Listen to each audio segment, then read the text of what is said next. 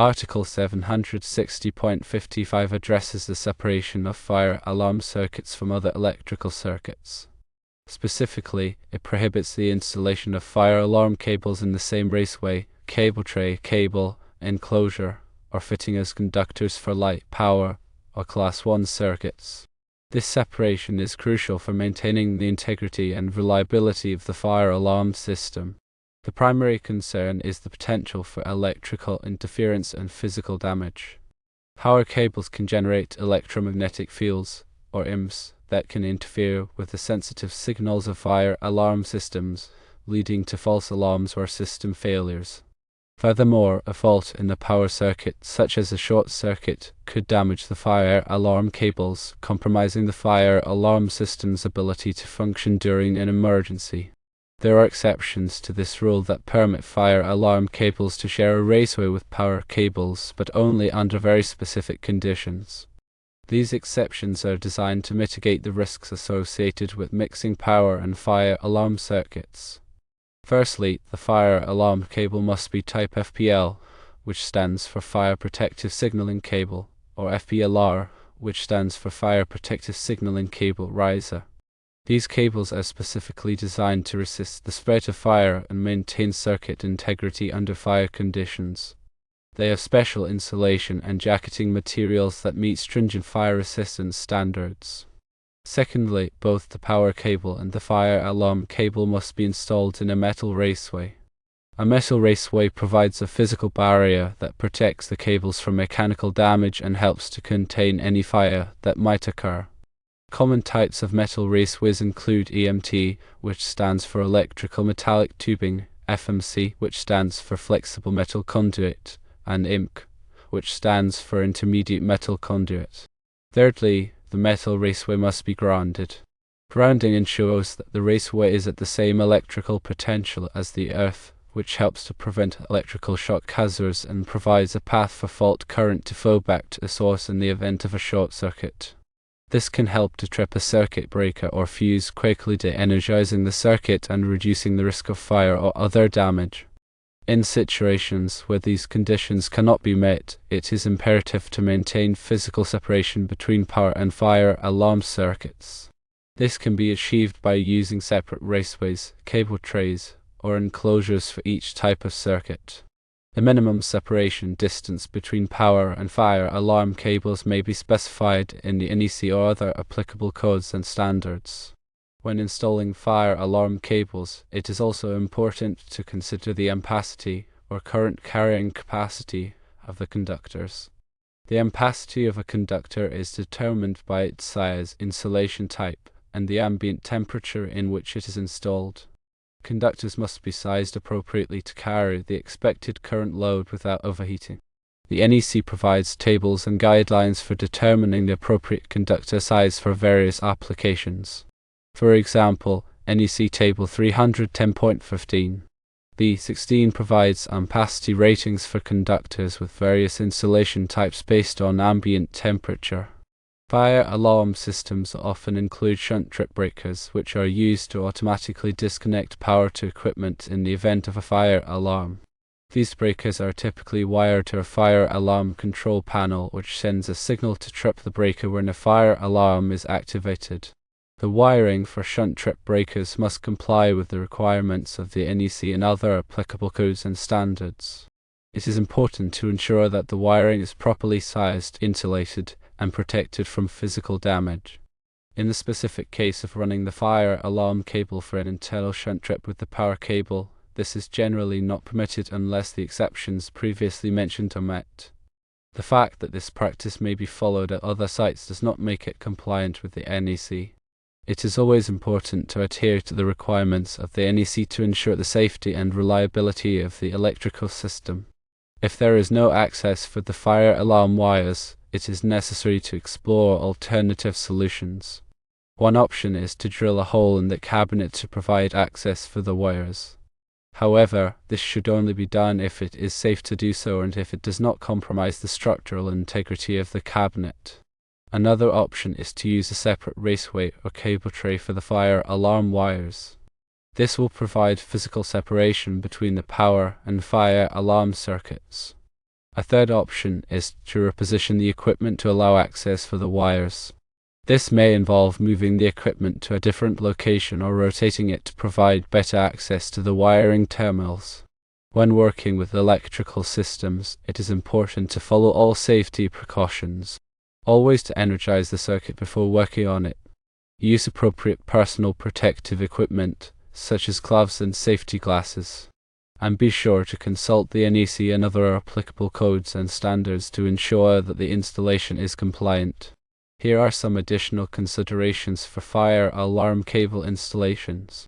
The type of cable used for fire alarm systems is crucial for ensuring reliable operation during a fire. FPL and FPLR cables are specifically designed for this purpose. These cables have fire-resistant insulation and jacketing that help to prevent the spread of fire and maintain circuit integrity. The NEC requires the use of listed fire alarm cables for most fire alarm system installations. Cable routing is another important consideration. Fire alarm cables should be routed away from sources of potential interference, such as power cables, fluorescent lighting, and electronic equipment. If it is necessary to run fire alarm cables near these sources, the cable should be shielded or installed in a grounded metal raceway. Support and securement of fire alarm cables is also important. Cables should be properly supported and secured to prevent them from sagging or becoming damaged. The NEC specifies the maximum spacing between cable supports. Cables should also be protected from physical damage, such as from being stepped on or crushed. Termination of fire alarm cables must be done properly to ensure reliable connections. Termination should be made in accordance with the manufacturer's instructions. Wire nuts, crimp connectors, or terminal blocks can be used to terminate the cables. It is important to ensure that the connections are tight and secure. Testing and inspection of fire alarm systems is essential to ensure that they are functioning properly. Fire alarm systems should be tested and inspected regularly in accordance with the requirements of the NEC and other applicable codes and standards. The testing should include functional testing of all system components such as detectors, alarms, and control panels. Documentation of fire alarm system installations is also important. Complete and accurate documentation should be maintained for all fire alarm systems. This documentation should include drawings, wiring diagrams, and equipment specifications. The documentation should be readily available for use by service technicians and inspectors. Regarding the specific NEC Article 760.55, it is critical to understand the nuances of the requirements to ensure code compliance. This section explicitly addresses the separation of fire alarm circuits from other electrical systems to prevent interference and maintain system integrity. The exception allowing fire alarm cables to share a raceway with power cables under certain conditions is narrowly defined. The fire alarm cable must be either type FPL or FPLR. Both the power and fire alarm cables must be in a metal raceway, and the metal raceway must be grounded. If any of these conditions are not met, the installation is a violation of the NEC. In the given scenario, the installer's insistence on running the fire alarm cable for the internal shunt trip within the same raceway as the power cable without adhering to the specified exceptions constitutes a clear violation of NEC 760.55. The fact that this practice may be common at other sites does not supersede the requirements of the NEC. The NEC is the standard for electrical safety, and adherence to its requirements is paramount to ensure the reliable operation of fire alarm systems and the safety of building occupants. Exploring alternative solutions to provide access for the fire alarm wires is essential. Drilling a hole in the cabinet, while potentially feasible, should be approached with caution. It is crucial to verify that drilling will not compromise the structural integrity of the cabinet or create any safety hazards. Additionally, any drilling must comply with applicable codes and standards, and the hole must be properly sealed to prevent the entry of moisture or other contaminants. Utilizing a separate raceway or cable tray specifically for the fire alarm wires is a more reliable and code-compliant solution. This provides physical separation between the power and fire alarm circuits, minimizing the risk of interference and damage. The raceway or cable tray must be properly supported and secured, and the cables must be installed in accordance with the NEC. Repositioning the equipment to facilitate access for the fire alarm wires is another viable option. This may involve moving the equipment to a different location or reorienting it to provide better access to wiring terminals. However, it is important to ensure that the relocation does not create any other code violations or safety hazards. In summary, the installation of fire alarm cables in the same raceway as power cables is generally prohibited by the NEC unless specific conditions are met. In the given scenario, the installer's request to run the fire alarm cable for the internal shunt trip with the power cable is a violation of the NEC. It is essential to explore alternative solutions to provide access for the fire alarm wires, such as drilling a hole in the cabinet, using a separate raceway or cable tray, or repositioning the equipment.